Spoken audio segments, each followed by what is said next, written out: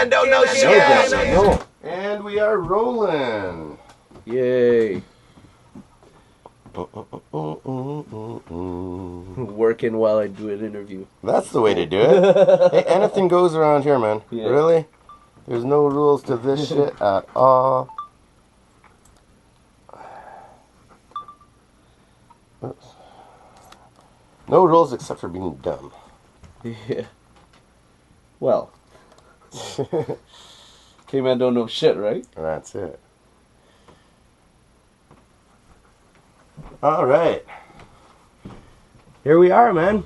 It's the first time we sit down in the new studio. Hell yeah, this is nice. I like this one. Yeah, man. Well, you gotta thank my lady for that. She put that up. And speaking of thanks and decor and stuff like this present you gave me yesterday, Yes. Joe Strummer. It's, Yeah, man. first of all, absolutely beautiful. I love it so much. I can't tell you. It's going to be permanently here. It Thank will you. not move. Thank you. Now it's down, it's on record. It's not moving.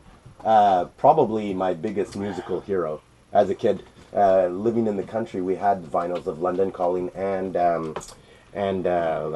Combat Rock. Yeah. And those were the two vinyls that I had that I listened to all the time. You know, you'd have house parties, all these people, the old hippies hanging out, and Yeah. and I'd be on the floor with headphones on, listening to those albums over and over again.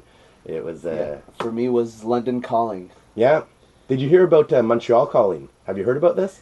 Yes, I'll be spinning some records. What? Yeah. Letting the cat out of the bag, Mr. Yeah. Danny Rebel. I'll be spinning some records with my buddy Barry Walsh, Uh-huh. Montreal legend, skateboarder, and yeah, man called what's his name again? Shane Murphy. Yes, Shane Yeah, Murphy, absolutely. Great guy. Shout out to Yeah. Shane Murphy. Fantastic Yeah, singer he and hooked guitar me player. up. He hooked me up with that, and I'm glad to be doing it because London Calling has been, man, it changed my life. Absolutely. It fucking changed my life, and the first time I actually listened to that album, I don't know if I was like 14 or 15, but it was my first time smoking a joint on my own, and I had a journey with from start to finish. When it was done, I was like, wow, I would just put it on repeat now, just walk around town, walk around downtown with it, and it changed my life. I wonder if today's generation knows how important that album was. You know? Because that album, I mean, it was, like, that band, first of all, was risky on so many levels. I mean, whether it was bringing, some unity between black and white, just scoping out, like, they would label themselves as punk, but I mean, the diversity on that album is absolutely incredible. It's amazing. I mean, like, it changed people's lives. I think, my life, I think. But I don't know if it changed anyone else's. I'm pretty sure it Well, did. I can tell you, it definitely had a huge effect on me. I probably wouldn't be doing music today if it wasn't for those albums. Well, there you go. Yeah, man, absolutely. Yeah. I see you painting right now. First of all, Danny, I've known you for a while. Yeah. Always have a blast. But do I really know Danny?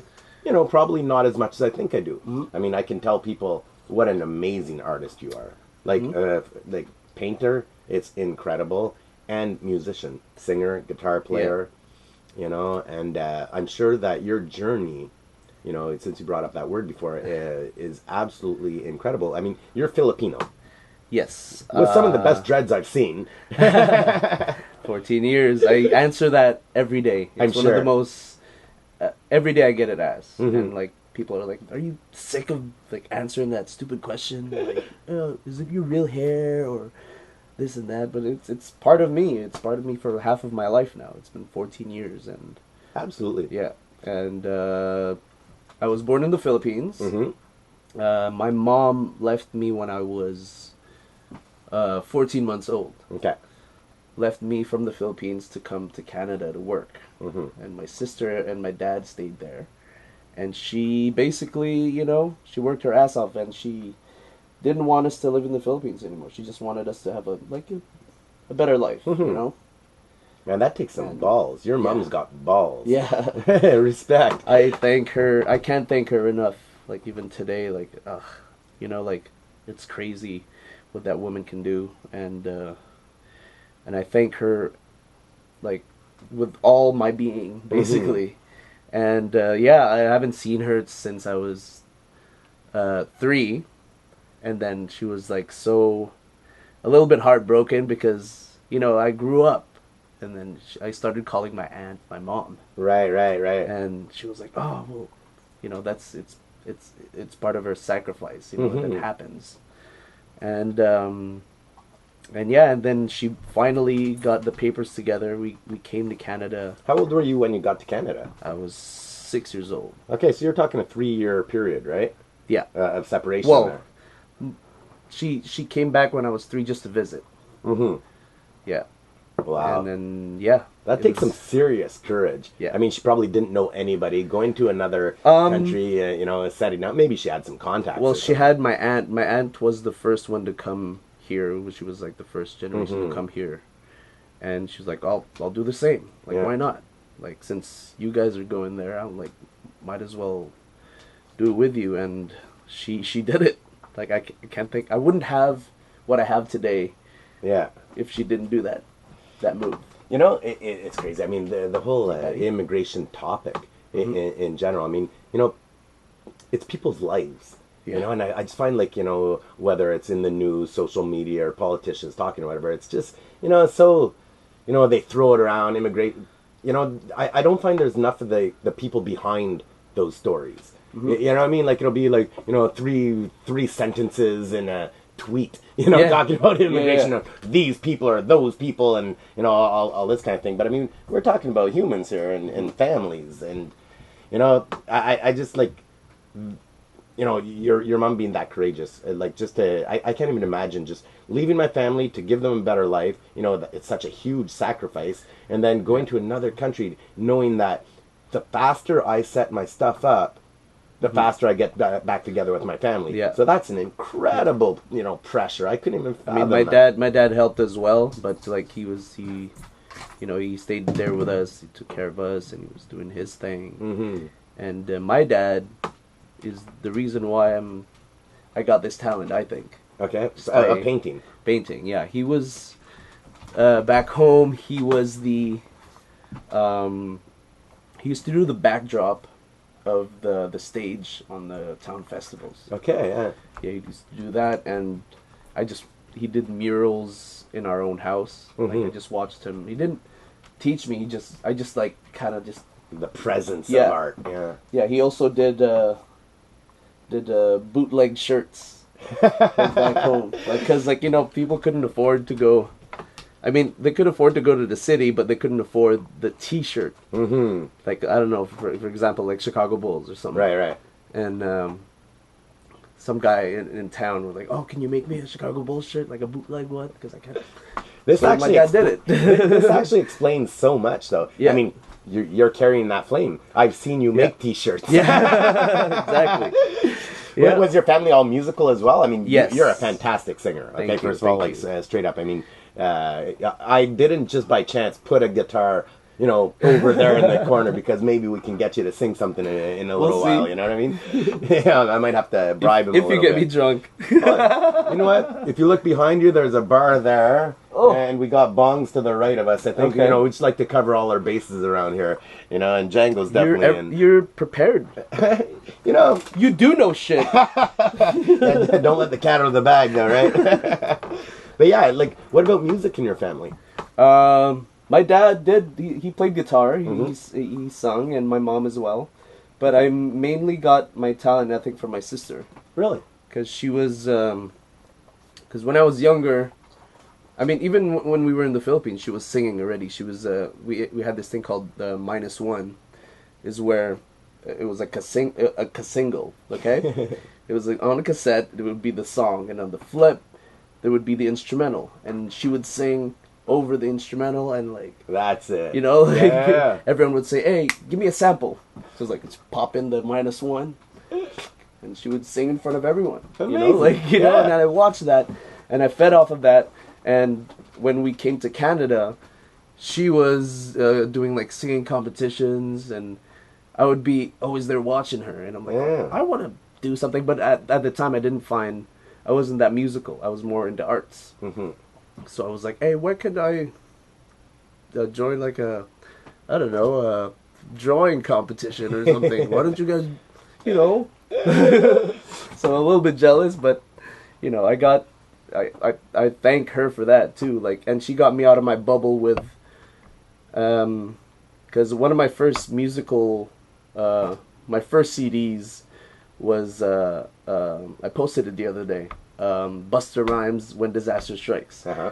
Off of Columbia House. Remember Columbia House? Man, living in the country, we didn't have any record stores nearby. Yeah, yeah. And, you know, I think they either still owe me CDs or I still owe them cash. You know? 'Cause I remember reapplying because I can't remember how many free ones you get on the first. You know, you make your first initial order, Yeah. then you have to buy 1 or 2 albums a month after that, which Yeah. I had no problem with at all. I mean, I just wanted to build up my collection. But I remember reapplying, you know, under different family names and stuff to have more free ones so I could just keep picking more and more and more, you know? Yeah. And it was like $1 a CD Yeah, or something. it's fantastic. But yeah, that was like, hip hop was like my first taste of music. And then my sister was like, oh, don't listen to that crap. You know, she was listening to rock. She was listening to like Nirvana and all that stuff. Right. And Sabbath and Green Day. And, you know, like it got me out. Like, she was like, here, listen to this. And she gave me Dookie by Green Day. Mm-hmm. And I was like, oh shit, what is this? This is cool. 3 chords? What? That's it? At that point, though, did you already play guitar? No, not yet. So, like, how did you get into, like, what came first, you know, guitar or singing? What got you into all this? Guitar. Guitar, yeah. I was super shy, Oh, yeah? you know, and I joined a band. We used to have a high school band. I'm a little embarrassed of the name.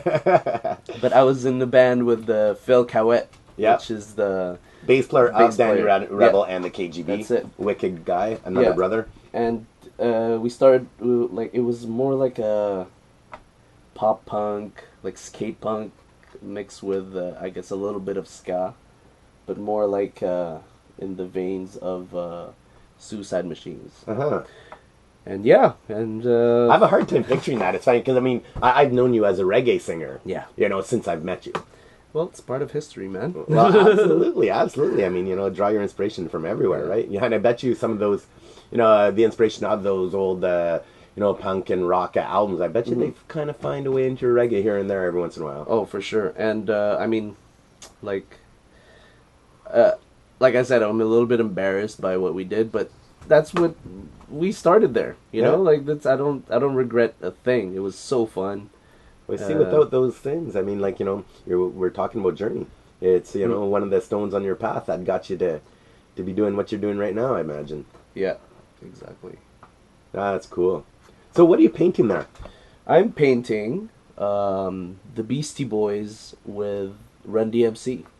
It's a clash of races in one tour. They're like, okay, we're gonna fucking smash this thing, and they did it. It was like kind of the same thing as what the Clash did back in the day. Yeah, that's right, because the Clash brought, if I'm not mistaken, Bo Diddley on tour. Yeah. And then, you know, Beastie Boys, this was their first album, right? License to Ill? Yeah. And, yeah, man, I mean, that tour was it was so important, and it almost had to happen, I guess. Yeah. You know, I mean, to be able to move forward here.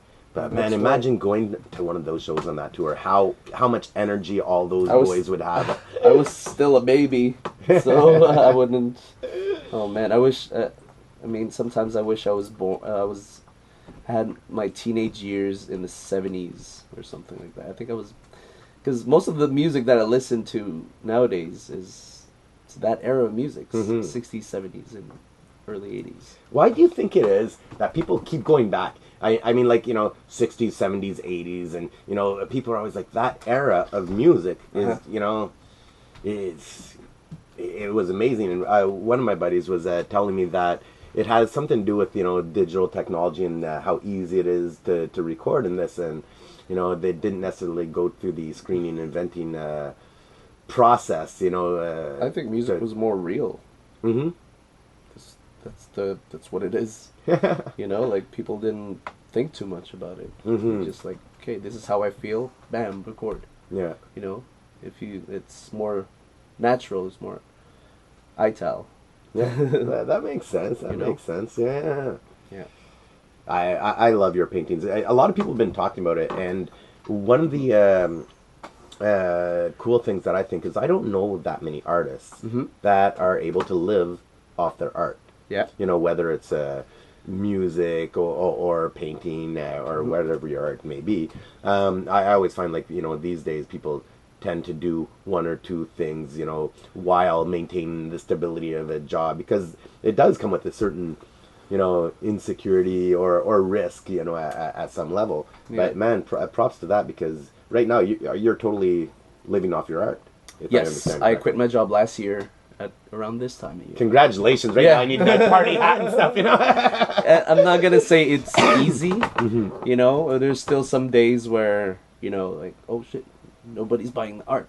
But then I like stand back and do like smaller things, or like I'm still learning as an artist, but I really want to do this, and it's all about, I think what's keeping my flame is A, my daughter, and B, I have to do what I love.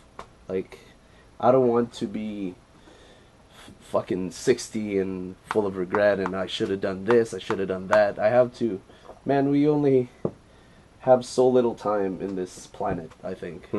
So you have to live it to the fullest. And you hear often a lot of people saying, you only live once and all this type of thing. It's cheesy, but man, it's fucking so true. Right? Yeah.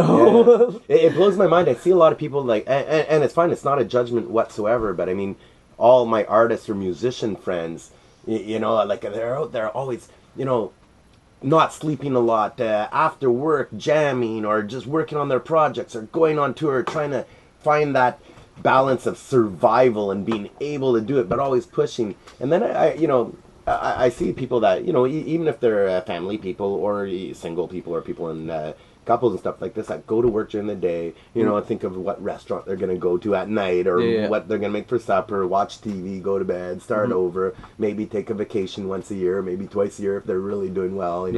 Other people no vacation year and they're really beating it down. But it's like, I can't even picture or imagine living that way without an outside drive.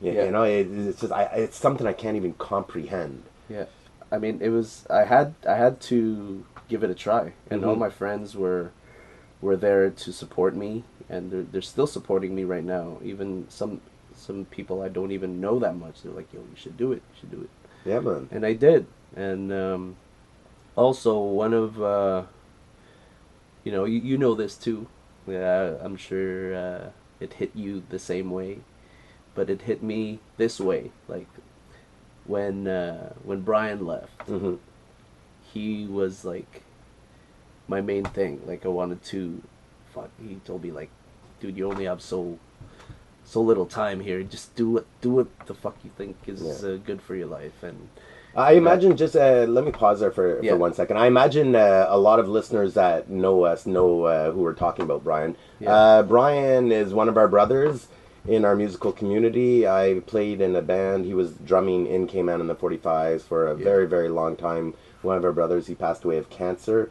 And he left behind so much beauty and so many good thoughts, stories, memories, and love for everybody. And just for our listeners out there, that's who we are talking about. Yeah. And, my aunt, I lost my aunt through leukemia. She's the same thing. Like, I was tired also of, like, waking up every morning and going to do something that I don't really want to do, even if it made me that amount of money. Like, it was just waking up in the morning with that strange feeling in your gut, and you're like, I don't want to be around those people. I don't want to do this. Right. Like, I mean, it was artistic what I was doing. I was a stonemason. Oh yeah, cool. Yeah, I didn't know that. I was working with stone. With a hammer and chisel and making walls. Man, that's going way back in time, Yeah. Building little mini pyramids. Yeah. I went to school for it. I mean, I have a certificate and this and that. That's what I wanted to do, to make money, I guess. But then I got just sad. Yeah, but it's amazing. Like I guess that's kind of what I'm getting at. It's like there's so many people out there that just in this loop of I'm just spending, X amount of hours at this place to try and live my life outside of it. Yeah. But I mean, if you calculate in sleep time and work time, I mean that's a lot of hours in your life. Yeah, I mean it's different for everyone. Mm-hmm. Sometimes some people that's what keeps them going. Yeah. Like my aunt, that was her thing. She used to love working. She had like 3 jobs, and that was like, and every time she would, like, on days where she was not working, she would be like cleaning stuff, and then my mom would be, "Can you please sit the fuck down? Like, you've been working all week. Can you just like sit down and watch something? Like, Some people are wired that way. It's just like always have to be busy. Yeah. And I loved her for that. But yeah. That's cool. And okay, well, let's continue this journey. So you picked up the guitar, started playing some chords, I imagine. Yeah. Do you remember the first song you ever played? My first song was... Oh, man. What was it again? I know it was off with Dookie. All right. So we're talking Green Day. Yeah. Right on, man. Yeah. It was Welcome to Paradise, I think. Uh-huh. So easy. It's so simple. Were you singing at that point? No. Okay. No. The person who... I was singing in my first band, but, like, this was me on stage, okay? Uh-huh. The mic was there, and I'd be like, "Hey, hey guys, how's it going? This is our song, and hope you like it." So shy, so shy. But when we started that band, it was actually Phil who's sung. Really? But then he heard me sing while we were jamming one time, and he was like, "Fuck, why don't you fucking sing, man? You have a voice. Just get out of that." Phil made me get out of my shell. Mm-hmm. Well, props to Phil, man, because he, I'm really happy you did. He believed in me. Yeah. He's the man. And I wouldn't be... Now I won't shut the fuck up. So, what was the name of the first band? Come on. Okay, I was a huge fan of Suicide Machines. Uh-huh. Jay Navarro, yes. Yeah, Shout Jay out. Navarro. And he's a nice guy, too. He loves our band, which is... What? We were called New Suicide. What? Yeah, New Suicide. But did you guys ever record or? Yes, we did. You did, yeah. Yeah, just burn it. If you guys have that demo that we did. I have a better idea. Send it to me so I can spread it out there. It came in don't know shit at gmail.com. You heard that, Phil? Nobody. I bet you, if anybody has a copy, you're probably the one.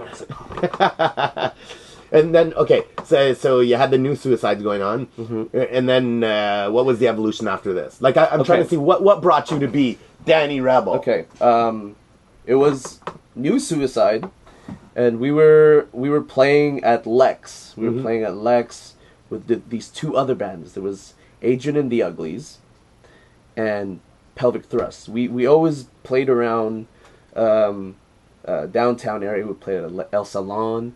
We played at like Linco. Mm-hmm. I think we played at... I don't remember all the bars where we played at, but I remember just abusing Lex. Lex is an interesting thing. I mean, that was a fantastic venue, all ages venue, right downtown on St. Catherine Street in Montreal. Yeah. Fantastic, and we're losing venues one after the other, man. Yeah. But it was New Suicide, Adrian and the Uglies. They had this like wicked. They were like a mixture of like a funky Dead Kennedys. If Dead Kennedys played funk. Yeah. And they had this wicked guitarist. It's fast and he's just a really good guitarist, and his name is Marco LaPena. Who also plays in Danny Rebel and the KGB. And this other band, there was Pelvic Thrust. Pelvic Thrust. There was this like little kid, played the bass, who had a little mohawk. He's this punk rock kid. And everyone was always like, who the fuck let the 12-year-old play at Lex? But then when he started playing, everyone was like, oh, okay. Okay. It's always some kid that comes in and puts everybody to shame, right? And that kid grew up to be Patrizio. Who still looks like a 12-year-old kid and plays like a mofo. Yeah.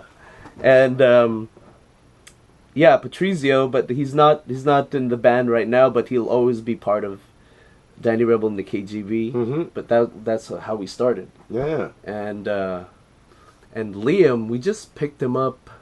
Fuck, how did we meet Liam? On the corner of Ontario and... No, he was living in Point Claire. We were all West Island kids. Mm-hmm. And we somehow connected that way. But before Liam, it was actually our old drummer, Stefan, who was in New Suicide. But then he lost his mojo, so we had to get a new drummer, and that was Well, Liam. you did well. Liam's a fantastic drummer. Yeah, Liam he's a metronome. And that's how Danny Rebel and the KGB came to be, and now it's changing again. Well, it's evolution, right? Yeah. Always. I mean, it's one of the beautiful things. If it stayed stagnant, sometimes you need these little challenges as well. Exactly. Just to push you forward. But, I mean, you guys have recorded albums, toured. I've heard your music on so many different playlists and stuff like that. It's absolutely fantastic. on our last tour, I shit you not, the Love House album. Okay. Because we didn't have an auxiliary in the van, so we only had a few CDs. I swear we must have listened to that album once a day because Canadian drives, right? How long they are. Amazing. At least once a day. And it's a fantastic album. Thank you, man. Yeah, man. Absolutely. It was a quest to make that album. Mm-hmm. It was like, we just couldn't wait for it to finish, but we had to do the works, right? You know when you're just recording and just like, just want to fucking release it already. Yeah. That was me. That's the end goal, but there's all those steps before, right? Yeah. How many albums did you record? We recorded 3 albums. Mm-hmm. 3 albums. And one was, we did it independent. Yeah. It was all indie, called Soul Shaker. Right. The band doesn't really like that album, but I like that album. I'll fight ya, boys. Yeah, but it's like I said, it's where we started, man. It's how, that without that we wouldn't be where we are today. I totally understand that concept. For us, it was a bit of the same type of thing as well, and I have a hard time listening back. But you just have to tell yourself that's part of the journey, and that's what one of the steps that got you where you are now. Yeah, and we're changing again. We're just trying different styles of music. I mean, we still love ska and reggae, but we just want to do something different. Yeah, we're trying to get it back again. So get some sambo and polka going on there. Some polka. Yeah. I don't know. We'll see what happens. Yeah, man. Yeah. Man, it's funny. I'm watching you paint right now, and you're working on whose hand are you painting right now? This is Jam Master. Right. And we're talking about how important that tour was, especially in the hip hop. Kind of. Opened everybody up to new crowds and kind of brought things together. But did you check the news at all today? No. No, you heard our prime minister kind of got all jammed up there today. I did not hear that. Oh no! Supposedly, well, not supposedly. It did happen, but about 3 pictures of him in like blackface and stuff. Oh yes, I did see that. I did see that. Then I looked at my newsfeed today. It's just like one after the other, after the other. Yikes. Yeah, man. I bet he's regretting all that. Well, like I think John Jordan posted one of our songs called "I Apologize," and he's like, "Well, this is for Justin Trudeau." Talk about a bad move, because like I know the guy is not racist. I know that, but talk about a bad move. Yeah, well, people are gonna try to find that, right? To bring him down. Oh yeah, for sure. It's like, here, have this candy. It's gonna take you down. Yep. I wonder how long like people were holding on to putting that out. You know, like election time's coming out. Yeah, you know, I mean, they've probably seen these pictures a long time ago, but they're waiting for the right moment. Let's get it right now. You know what I mean? Well, it's all timing, I guess. Well, that's it. You know. I have really nothing to say about politics, to be honest. I hear you. Yeah. I hear. It's just one of those things I just couldn't avoid it. It's like Yeah. post after post after post. No, I mean, some people are gonna probably talk bad about that, but that's just how I feel. I like listen to music and just worry about this part of life, you know. That's a good way to look at things, man. Yeah. You know, especially if you don't want too many of these things hitting your creative bubble, you know. Yeah. Sometimes it inspires me, Mm-hmm. but I don't let it get in my veins too much. Yeah. Well, speaking of inspiration, what gets your motor running these days? Music. Like, music, it like feeds off each other. Like sometimes I get inspired by just listening to like, for example, the Beastie Boys. I like, fuck, why don't I paint the Beastie Boys? Or like I look at a picture and I see, I don't know, like Nina Simone or something, and I paint Nina Simone, and I'm like, and I listen to Nina Simone, and it's all in full circle, and I'm like, it inspires me to write something like what she wrote as well. So it's like a big circle, keeps going like that. If I'm not inspired with this, I'll be inspired with that, and it just feeds off of each other. I don't know if you understand what I mean. I totally do. Yeah. I'm gonna take a guess. Okay. I mean, I know that a lot of your art is based on music and is musicians and iconic people and or moments in time or whatever we want to call it. Yeah. Now, that's just a guess. Like, let's say you're painting Beastie Boys. When you're at home alone, are you listening to the Beastie Boys while you're painting the Beastie Boys? Not necessarily. Okay. Not necessarily. Sometimes I'm watching the Beastie Boys, like a documentary on them.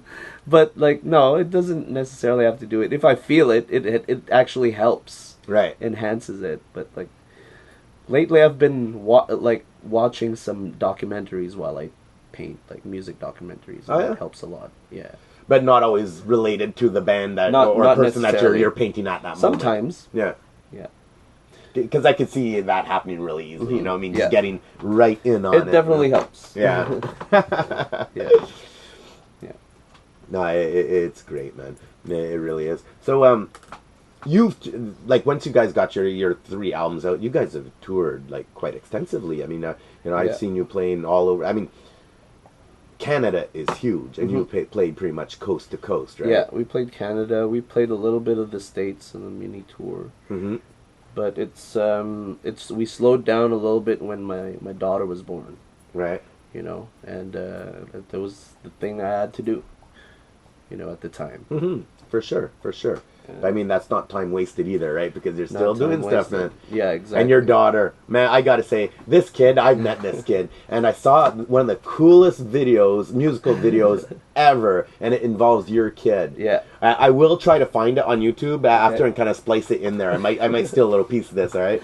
Nice. But I think it was Pooza Fest in Montreal. Yeah. There was a show for the kids before the late night concert or something like that. Yeah, it was Bambino, Pooza Bambino. Pooza Bambino. Yeah. And I saw this video with your kid with her guitar looking like, you know, everybody's cool at these festivals, then your kid shows up, it's like, oh, god damn, I'm not cool anymore, you know what I mean?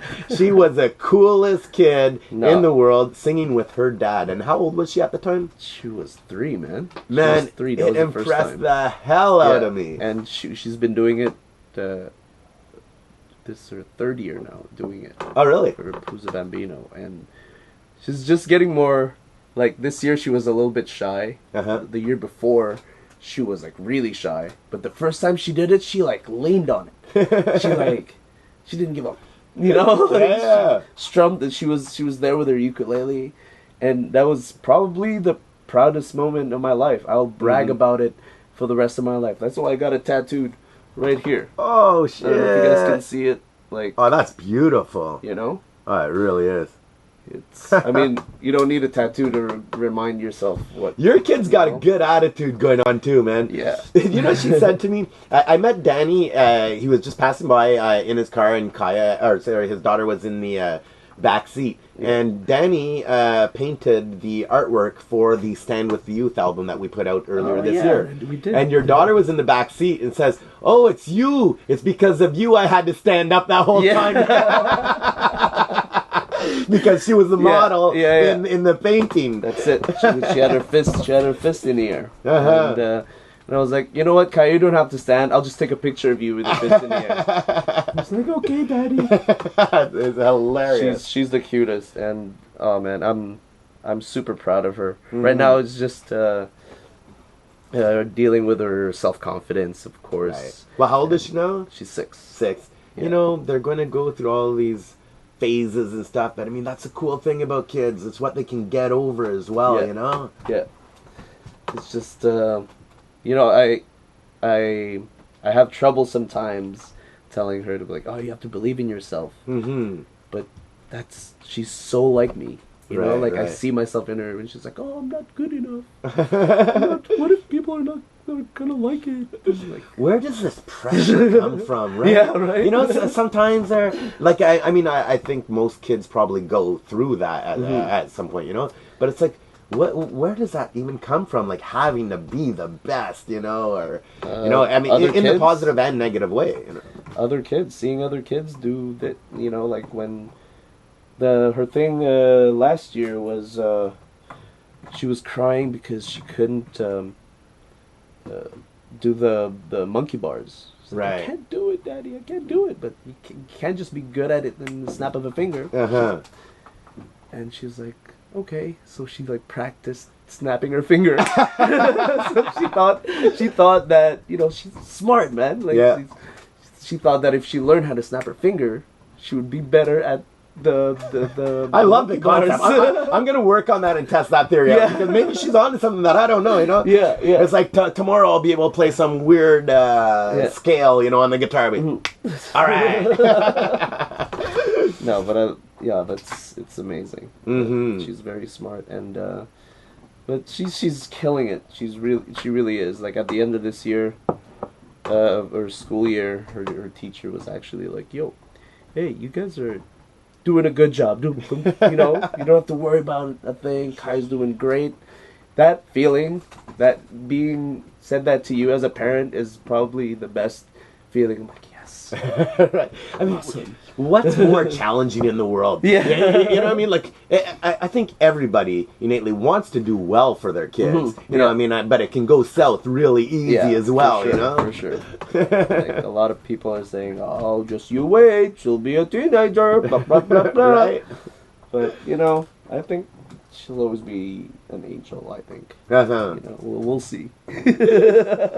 So, if you had to just take a guess, how many Sorry. paintings do you think you painted? Like, just a random boom.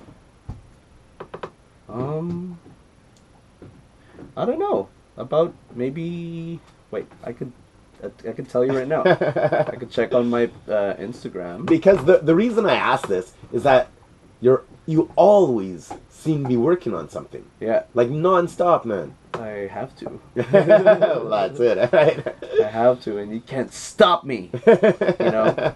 But yeah, I don't know where. I guess it just comes to me, Mm-hmm. and then I'm obsessed with music, so I paint whatever comes to mind, and sometimes I would post that, and people would want that painting, and sometimes I'm like, I kind of want to keep it. Yeah. You know, I'm like attached to it, but at this time, like, you know, if you want it, cool. Let's Let work it something. go. Yeah. I've learned to let it go. Yeah, man. Let it go. So I did about like 150 so far this year. What? This year? Well, yeah. He's on fire! On fire! No, I love it. I mean, like, I've seen a lot of your work. Is it, though? And I'm a huge fan. Thank you, man. Thank you. It means a lot. Yeah. Mm-hmm. What do you like? You know, we're talking about inspiration before, and today it just happens that I just got back from the weed store. Right, I was at the SQDC right before you showed up here. I got all kinds of new goodies to try out. Oh, boom, boom, boom, boom. Oh yeah, it's gonna be a good day, good evening. But like, I think, or I believe, and I could be wrong, but I mean, I know I grew up with a lot of artists around me, and I mean. You know, some became alcoholics, you know, and I wonder, like, you know, being a painter, do you, like, smoke weed when you paint, or it, you know, is it drinking, or any other drug for that matter? You know, I mean, do you rely on outside sources at all? Not necessarily. When I was younger and writing music, I used to smoke weed on my own and just feed off of like what I create when I'm high. Right. But then I was like, what if I don't smoke weed and write a song? That's when everything went to shit? No, but like I didn't quit completely, but like even today, like I don't smoke that as much as I used to. But there were it was probably like 2 weeks ago. Yeah. Somebody gave me some edibles. Oh, yeah. And I was on fire. I did like 3 paintings. I mean, they were all like 8x10s, but I was like, you just got in the zone there, eh? I got in the zone. And I was like, painting and painting. I look at the time, and it's like, fuck, it's 5 a.m. I should go to bed. Like, what was in that weed? Yeah. Like, you know, what was in that weed? That's like such a big thing. It's like these days I just feel like so many people are, it's like, I like weed or I don't like weed, or, you know, this weed's not good to me, I feel paranoid. Yeah. It's like I've learned along the way, like, all the different types are just so radically different. You know what I mean? Like, that's why I was trying to mix it up. Like, I got the Helios, which is like, you know, a sativa. Oh, man, this thing knocked me out. I had some of this before. The, what is it? The Balmoral. It's fantastic, but man, you know, just different stuff. When I do yoga, for instance, I use this balance harmonizer. I love that. It's more yoga? Dude, that's awesome. Dude, even my lady, she can't believe it. I do yoga probably 5 times a week.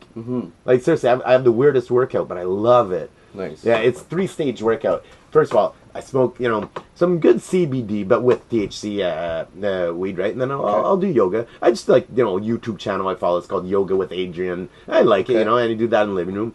But like, so that's stage 1. I'll do like a half hour of yoga. Kind of, you know, it gets me good. It gets my head in a good spot. You know what I mean? Loosens up. I've always wanted to try it. Yeah. I think. Oh man, come over one day. I have to get rid of this gut. Well, that's it. But okay, so that's stage 1 of my workout. Stage 2, this one we start getting a bit funky. You know, being a singer and stuff. I mean, when you're moving around on stage, it's easy to run out of breath, especially while you're singing at the same time, right? So, dude, I shit you not. I have a stationary bike in the living room. I do karaoke while riding the stationary bike for 30 minutes. Wow, are you like Filipino or something? But dude, it's hard. You're huffing and puffing and trying to control your breath at the same time, right? Yeah. You know, so that's stage 2 of the workout. Then after that, I just do, you know, other, like, you know, a bit of, you know, harder muscular cardio, you know, stuff like that. But I love it, man. Nice. But it really had a big impact on my singing. You know, really? Well, absolutely. I mean, damn. You know, it's part of your body, or you know, your tool is your body. You got to keep everything functional. I thought you didn't know shit. Well, I don't, like, we're all different, you know. Yeah, you know what I mean? For me, it works, especially because like I can't be still when I'm playing live. You know what I mean? So it really became more about, you know, being in shape enough to be able to control breath while, you know, basically doing aerobics. Yeah. I think I have to get a new diet or something, because, you know, well, they got all kinds of theories on diet too these days. Yeah, well, that, and I mean, like, I used to do really hard labor, like, you know, lifting stones. I went from that to like staying at home painting and sitting. Now like my probably back's eating the same way as well, right? You know what I mean? Well, these workers, that's a workout, man. I mean, you're moving stone around, or like, you know, all construction dudes. I mean, these guys have like, working muscle. That's some strong muscle. I think Still even have a lot more of than gut, gym muscle. I'm sure because they also finishing the day with pints and pints of beer. I remember one dude every morning. His thing was two those sausage egg McMuffins, two of those, a large coffee with 3 sugar and 3 cream. Yeah. Like, pound that and go straight to work. Man, you can take all those sugar packets and just kind of staple them to your gut and put a shirt on. That's exactly what it's doing, right? Yeah, man. Crazy. Yeah, man. But one thing that's weird, like when it comes to people like working in construction or things that are like physically really hard, and you're doing repetitive motion and getting these shoulder and back injuries and stuff like that. I remember when I was younger, I was doing this painting, right? And one of the guys we were working with, he's literally walking around handing out Dilaudid to all the workers. Not the strongest ones, but I mean, just what is this? Yeah, man. The boss is handing out Dilaudid, which is basically an opiate, Okay. and so people weren't feeling their pain while they're working. And just going at it, yeah, man. I wonder how prominent that is, or if it was just the fucked up crowd that I was hanging up with, who I actually loved anyway. These guys are all cool cats, But yeah, it's like I don't know if it happens in other crews as well. It's crazy. Yeah, man. That's crazy. So you still writing music these days? Yes, I'm like slowly getting my inspiration. I mean, my groove back because I was on a writer's block, but I'm coming back. But I'm like, it's very different. Yeah, it's very different, and but in a good way, I think. Maybe I'll play one of the new songs. Right on. Maybe, but it's probably not a good idea. Oh, it's probably a great idea. It's probably the best idea you had all day, actually. We'll see. Yeah, man. Well, there's a guitar sitting right here if you're up for it. Okay. Yeah, man. Is it plugged? Absolutely. It's good to go. When you're a guitar player, I don't know about you, but I have a guitar in probably every room in the house, just because, I like to be able to just reach over. My dad was like that, there was always just guitars around, so you just, even... Okay, I'll play one. Yeah, man. All right. Well, while you play one, you said, no, I'm going to hit this Helios weed. Suck it. Cool. All you got to do is turn the volume on. Volume on? Yeah, man. All right.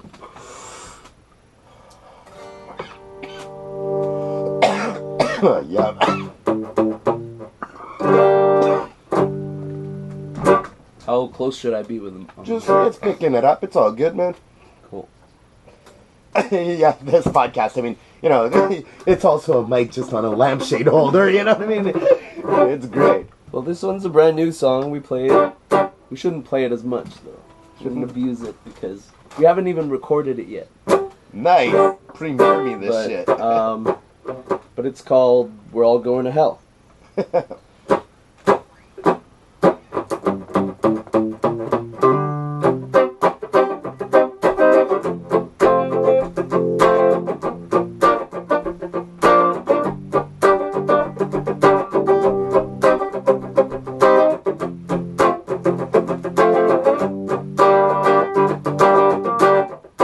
We're so lost, we lost our feeling. Was once a tree,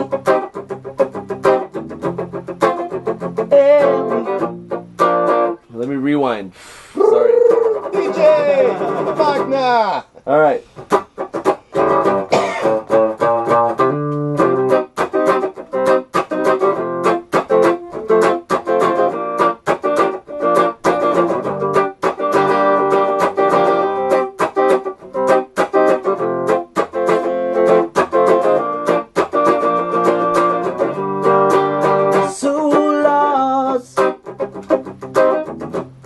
We lost our feeling.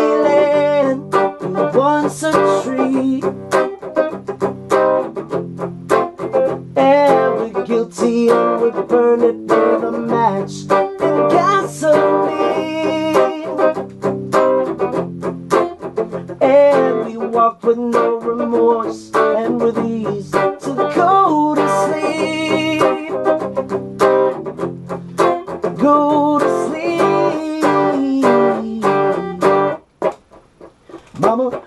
the house is on fire. Found a pistol in the kitchen and my fingers on the trigger. Woke up to the wolves are howling in the night. Your voice is guiding my shining light through the dark. Preparing for ignition, need a spark. It's getting hard to see where you are. Your hand is so close yet so far. I really hope that every little thing is alright. I don't judge you for your wrongs, as long as you just sing my song. Know that you weren't your mistakes. We all need to take a break from the wheel. Learn to feel broken passes what makes us all steal to survive through the night. Broken dreams is what makes us all lie. Doing drugs, selling stuff. Yeah, the money is never enough. Through the stars, broken heart. Wow, we're so lost.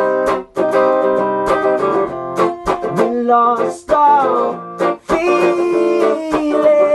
This once a tree. And we're guilty and we burn it with a match and gasoline.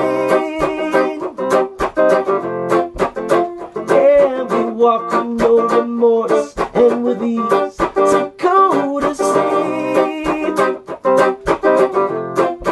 Go to sleep.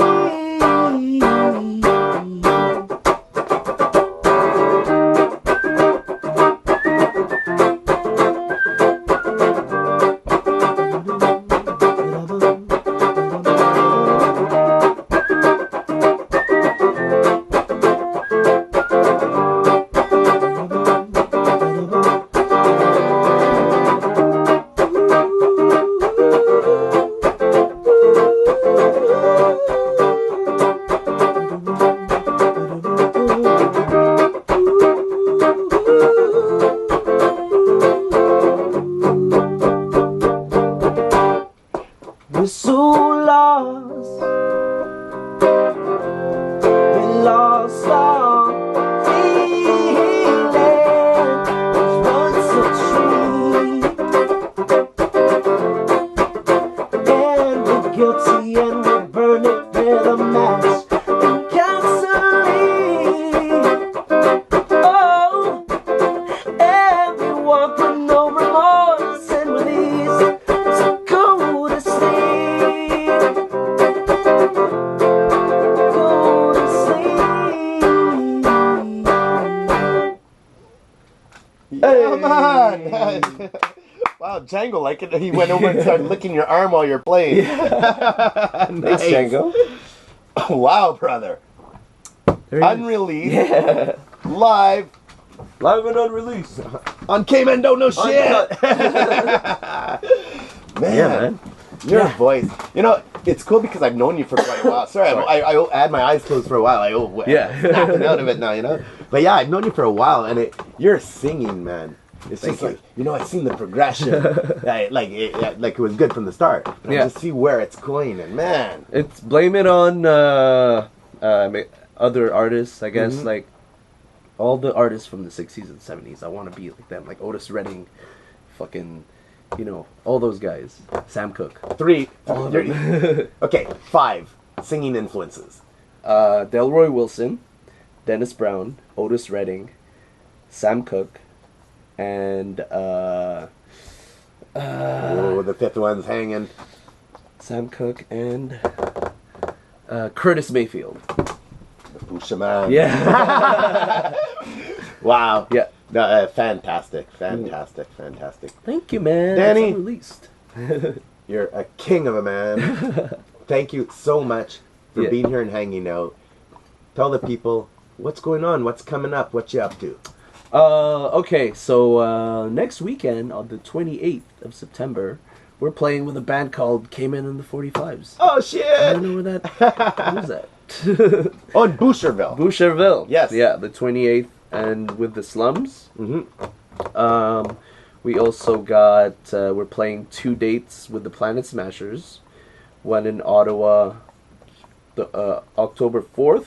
Sorry, October 4th, October 5th, at Rouyn-Noranda with the Planet Smashers.